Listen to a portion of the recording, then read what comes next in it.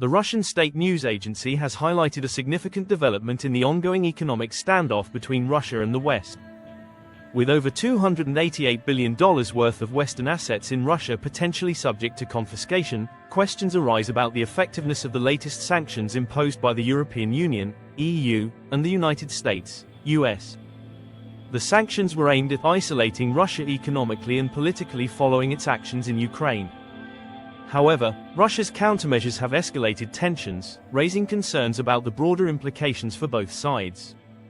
On December 16, 2024, the EU announced its 15th sanctions package against Russia since 2022. These measures target key sectors of the Russian economy and are designed to further isolate Moscow.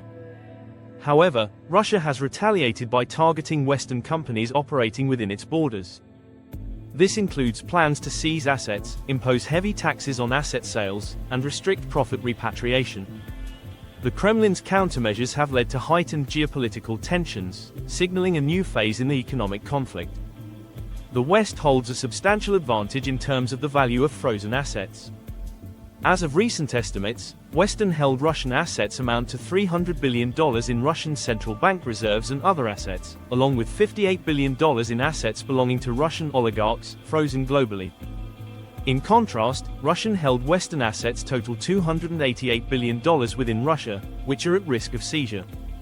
Western governments have effectively utilized financial institutions to freeze Russian assets, whereas Russia faces logistical challenges in targeting decentralized Western holdings within its borders. Russia has implemented a series of measures to exert pressure on Western companies and governments. Companies leaving Russia must sell their assets at a 50% discount, incurring significant financial losses. The tax on asset sales for departing companies has been raised from 15% to 35%.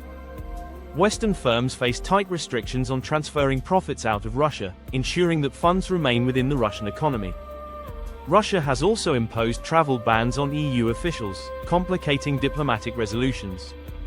These policies have already impacted major companies, including Carlsberg, facing government oversight and forced asset sales in the beer market, Danone, whose Russian operations have been taken over by local owners, PepsiCo and Coca-Cola, which cannot repatriate profits despite continued operations, ExxonMobil, which was forced to abandon investments in the oil and gas sector without recovering assets, Unilever, compelled to sell facilities in Russia at a loss, and Siemens, planning to exit the Russian market to avoid further complications. Russia's actions have far-reaching consequences for Western companies. Firms face higher taxes, operational disruptions, and legal challenges. Foreign investors are likely to avoid Russia due to heightened risks, and industries reliant on Russian resources, such as energy and consumer goods, may experience global supply chain issues. In response to Russia's measures, the EU has introduced protections for its businesses. EU countries will not enforce Russian court decisions, shielding European companies from asset seizures and financial penalties. Businesses exiting the Russian market have been granted more time to plan orderly withdrawals, reducing financial risks. Central securities depositories in Europe are now protected from Russian retaliation, ensuring financial stability within the EU. These steps aim to mitigate the impact of Russia's countermeasures and maintain confidence in the European financial system. The escalating sanctions and countermeasures have strained diplomatic relations between Russia and the West. The conflict has disrupted global economic stability and undermined trust in cross-border investments.